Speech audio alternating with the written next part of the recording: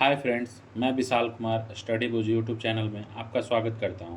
मैं आप लोगों के लिए हिस्ट्री की एक सीरीज शुरू करने जा रहा हूं। आज मैं प्राचीन इतिहास के सिलेबस के बारे में डिस्कस करूंगा और फिर topic wise notes and theory और साथ ही प्रैक्टिस सेट कवर कराते जाऊंगा। तो चलिए देर ना करते हुए आज की वीडियो शुरू करते हैं और प्राचीन इतिहास के सिलेबस को समझते हैं।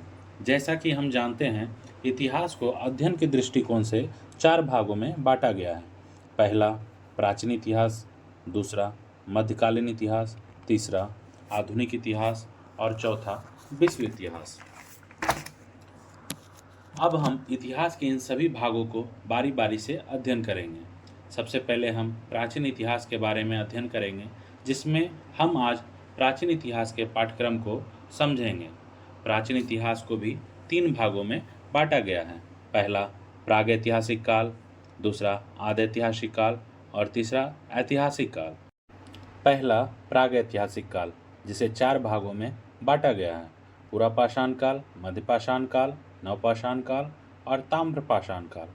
पुरापाषाण काल को भी 3 भागों में बांटा गया है। पूर्व पुरापाषाण काल, मध्य पुरापाषाण काल और उच्च पुरापाषाण काल। दूसरा आद्यैतिहासिक काल में हमें सिंधु घाटी, कांस्ययुगीन और हड़प्पा सभ्यता के बारे में अध्ययन करना है। तीसरा ऐतिहासिक काल। ऐतिहासिक काल में हम सबसे पहले उन स्रोतों के बारे में अध्ययन करेंगे जिनसे हमें इतिहास समझने में आसानी होती है। सबसे पहले स्रोत में हम पुरातात्विक स्रोत, उसके बाद साहित्यिक स्रोत और उसके बाद विदेशी यात्राओं के बारे में अध्ययन करेंगे। स्रोतों के अध्ययन के बाद हम वैदिक सभ्यता का अध्ययन करेंगे। वैदिक सभ्यता को भी 2 भागों में बांटा गया है। पहला पूर्व वैदिक काल, दूसरा उत्तर वैदिक काल। वैदिक सभ्यता के बाद हम जैन धर्म का अध्ययन करेंगे। जैन धर्म के बाद बौद्ध धर्म का अध्ययन करेंगे। उसके बाद महाजनपद काल का अध्ययन करेंगे। महाजनपद काल के बाद हम मगध का उत्कर्ष पढ़ेंगे, जिनके अंतर्गत अनेक राजवंशों के बारे में अध्ययन करेंगे, जिसमें सबसे पहले हम हर्यक वंश के बारे में अध्ययन करेंगे। उसके बाद शिशुनाग वंश के बारे में अध्ययन करेंगे। उसके बाद नंद वंश के बारे में अध्ययन करेंगे। नंद वंश के बाद हम भारत पर हुए विदेशी आक्रमण का अध्ययन करेंगे, जिसके अंतर्गत ईरानी आक्रमण, यूनानी आक्रमण और सिकंदर का आक्रमण के बारे में अध्ययन करेंगे। भारत पर हुए विदेशी आक्रमण के अध्ययन के बाद हम मौर्य वंश और मौर्योत्तर काल के बारे में अध्ययन करेंगे। उसके बाद शुंग वंश का अध्ययन करेंगे। उसके बाद कण्व वंश का अध्ययन करेंगे। उसके बाद सातवाहन वंश का अध्ययन करेंगे। उसके बाद वाकाटक वंश का अध्ययन करेंगे।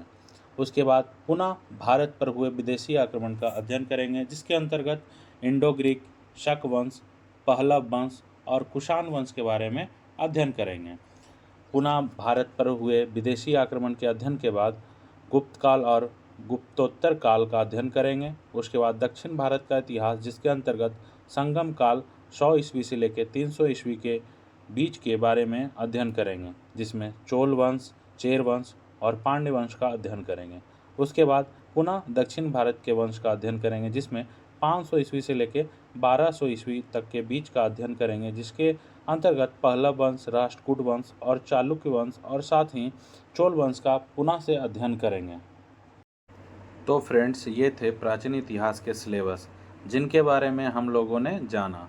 अब आगे नेक्स्ट वीडियो में हम प्राचीन इतिहास के पहले टॉपिक प्रागैतिहासिक काल के बारे में विस्तृत रूप से अध्ययन करेंगे। साथ ही उसके MCQ का प्रैक्टिस सेट भी बनाएंगे। तो फ्रेंड्स, अगर मेरा ये वीडियो आप लोगों को अच्छा लगा हो तो प्लीज़ मेरे इस YouTube चैनल को लाइक करें, सब्सक्राइब करें और अपने दोस्तों के पास शेयर करें। तो फ्रेंड्स, आज के लिए बस इतना ही। अब मिलते हैं हम नेक्स्ट वीडियो में।